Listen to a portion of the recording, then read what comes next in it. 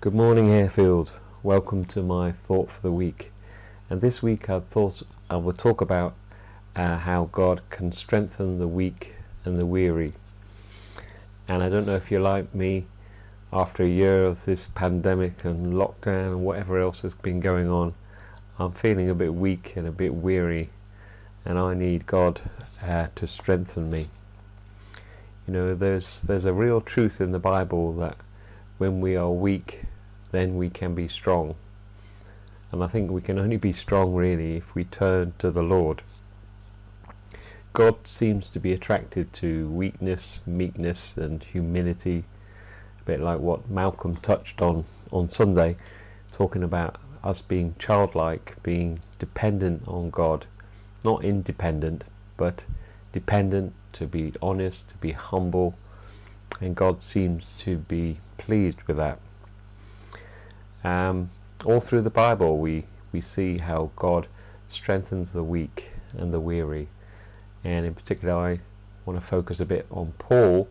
Paul teaches us about weakness, and Paul kind of says, yes, when I am weak I am strong. And it was a real, I believe, revelation to Paul. When there's that passage with the well-known thorn in the flesh, and Paul talks about weakness, and nobody really knows what the thorn in the flesh was. Was it an illness? Was it someone that was opposing Paul? Some even think it was a mother-in-law. Sorry, just joking. But whatever it was keeping Paul weak. And you know, the world sees that as a bad thing. Sees weakness as a bad thing. But Paul suddenly realized it could be seen as a good thing, because it enabled him to be strong in the Lord rather than strong in himself. So let's read through this passage in 2 Corinthians chapter 12. It says, therefore, in order to keep me from becoming conceited, that's because of the great revelations that Paul had, I was given a thorn in my flesh, a messenger of Satan to torment me. 3 times I pleaded with the Lord to take it away from me, but he said to me, my grace is sufficient for you, for my power is made perfect in weakness. Therefore I will boast all the more gladly about my weaknesses, so that Christ's power may rest on me. That is why for Christ's sake I delight in weaknesses, in insults, in hardships, in persecutions, in difficulties. For when I am weak, then I am strong. Wow, Paul really, got that understanding. And, for us too, yes, we've been through some real difficulties here.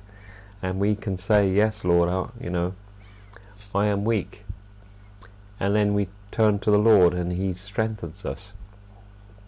I think Paul also touches on the truth that we shouldn't, hide our weaknesses. We shouldn't pretend that everything's all right. It's so easy to sometimes say, yes, no, I'm doing fine. I'm okay, thank you. But underneath, really, we're struggling. We're fearful. We're going through stuff. And I think really, as we're honest with God and we open up and we, be real about our weaknesses, even to each other as well, that we don't pretend, we don't try and be strong. And God gives grace to the humble and the honest, as Malcolm was telling us on Sunday. He gives grace and he strengthens those that turn to him. So that was, real. Paul has a real understanding. And there's another passage in Philippians chapter 4 where Paul had learned to be content in all kinds of circumstances.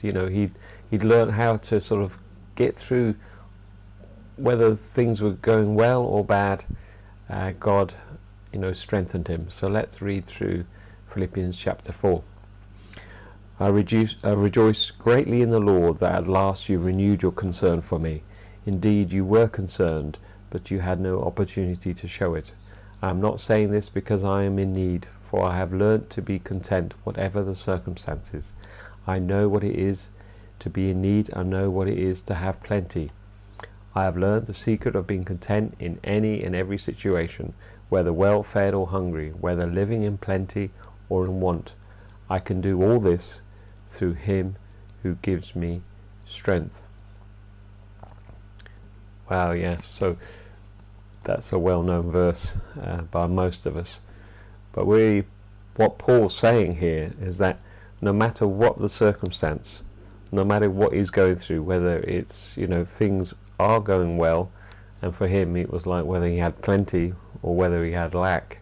And we could say, yes, whether we're, going through a pandemic or not, he says he's just learnt to turn to the Lord, and he will strengthen him. He will enable him to go through whatever is going on around him. And I think that's just a wonderful, a wonderful truth. Okay, let's just end with some famous verses from Isaiah, which I personally love, from Isaiah chapter 40. And yes, let's read these through. The Lord is the everlasting God, the creator of the ends of the earth. He will not grow tired or weary, and his understanding no one can fathom. He gives strength to the weary and increases the power of the weak. Even youths grow tired and weary, and young men stumble and fall. But those who hope in the Lord will renew their strength. They will soar on wings like eagles. They will run and not go weary. They will walk and not be faint. Yes.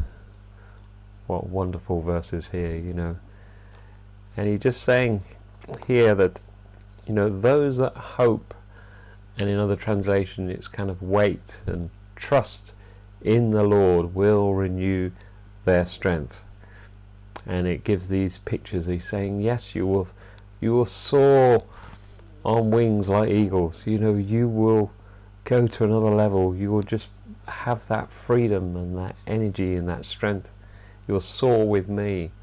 And he says, you will run and not get weary. I mean, I've been doing some running recently, and I do get weary, but it really captures my imagination to think, yes, with Lord that's possible. With the Lord, he could enable you to run. We have the story of Elijah running, and he ran faster than a horse. That was the Lord just enabled him to run like the wind. Fantastic. I mean, if you like, I like that film, Chariots of Fire, and it's a great inspirational movie, how a Christian just ran for the Lord. And also it talks about us walking and not being faint. So yeah, these are fantastic verses, and just saying that when we turn to the Lord, he will strengthen us. He will take that weariness away. And I hope, I really hope that encourages you as you perhaps are feeling a bit weary and a bit weak, and that we shouldn't look at weakness, as such a negative light. We should always look at it as an opportunity, as Paul did, to say, yes, I can turn to the Lord, and he can strengthen me. He can make me strong. So it's really key is being strong in the Lord rather than being strong in ourselves. So I hope that helps you. I pray you have a good week, and I hope to see you again soon. God bless.